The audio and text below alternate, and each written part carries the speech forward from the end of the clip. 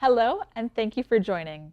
I'm Grace, Communications Coordinator at Ann Arbor's Office of Sustainability and Innovations, and welcome to Greenlight, where we dig into sustainability in Ann Arbor with the residents who are envisioning, creating, and establishing a sustainable and equitable future for our community.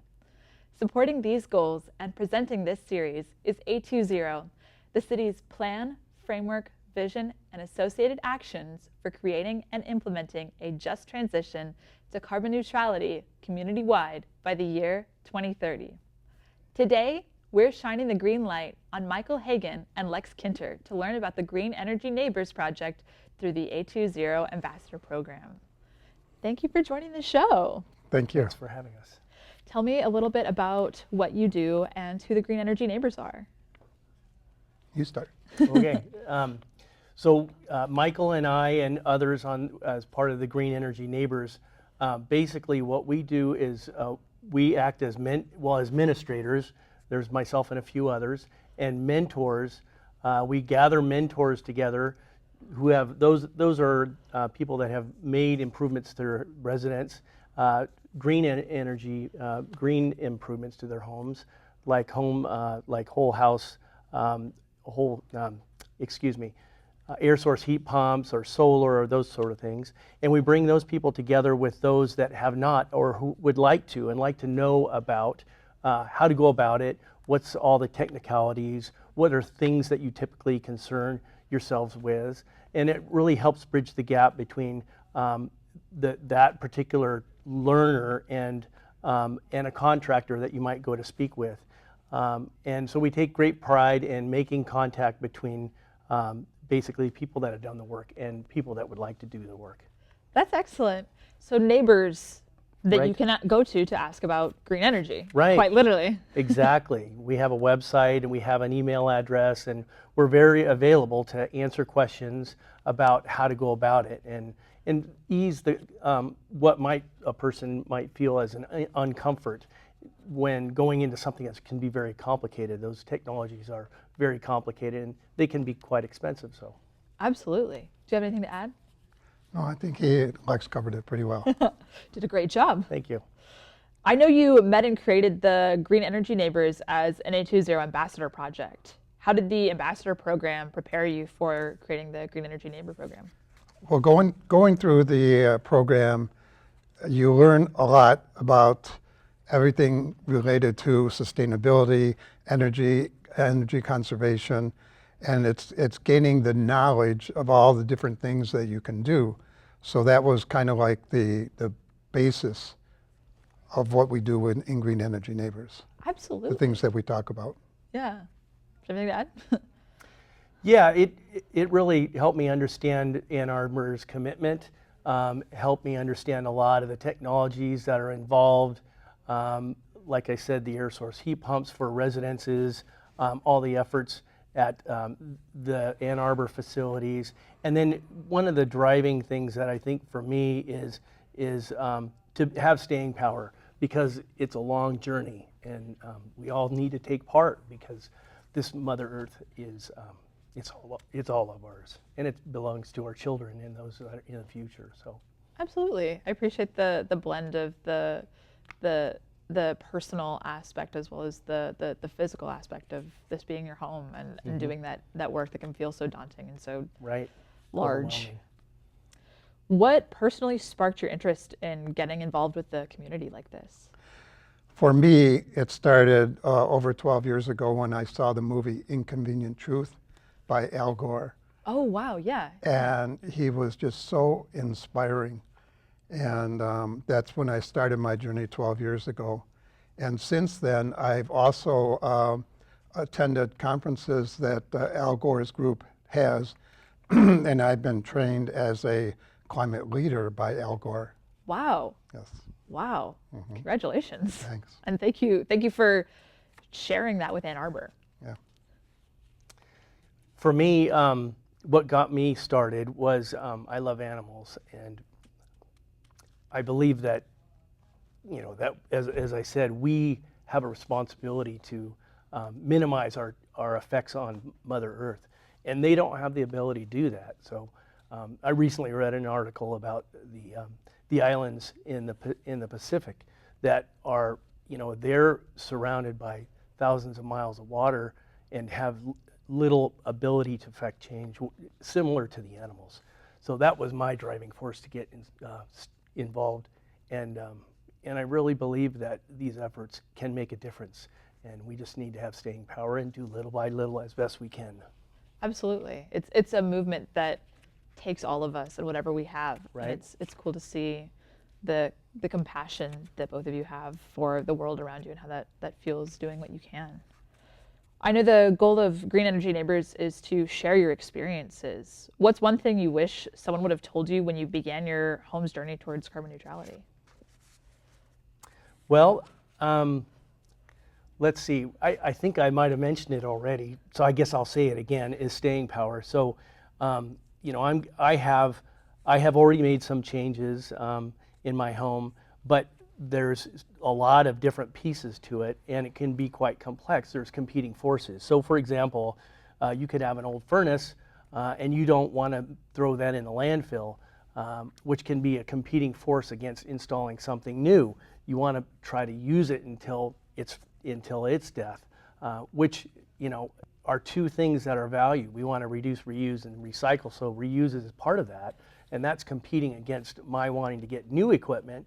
But I think we have urgency to make this change, because every day that goes on that we continue to use gas, Mother Earth is affected. So Absolutely. the staying power is key. Yeah, the stamina. Yes, almost. the stamina. Exactly. Michael? Well, the one thing I wish that somebody would have told me is that there's a lot of people involved in this work. People have been aware of climate change for decades, and I wish that I had known that there were all the resources that were available. And now, Ann Arbor does a very good job of advertising all those resources. But, I wish I would have been pointed to the federal government, the state government, the city government in the very beginning. Because when I started, I was pretty much on my own, did it on my own. Wow. So, yeah. Wow, that must have been hard to pick your way and to figure out what you were going to do. I didn't know exactly what I was doing, How do you find the right contractor to do stuff, Yeah, wow. Well, I'm glad you started 12 years ago. Yeah. And that you're here now. It's cool to hear you say those kinds of things, both as somebody who works for the city and also as somebody who's, of course, much younger than both of you. And for me, I get to grow up in this world and to see the effects of things that you guys have been working on. So also, thank you. Michael, you did your work over, as you said, the course of 12 years. How did that work evolve over the time that you did it? Well, the first thing that you need to do is do an energy audit. So I did an energy audit. They found all the leaks in my house. We fixed all those leaks. We did insulation of the whole house, the entire foundation.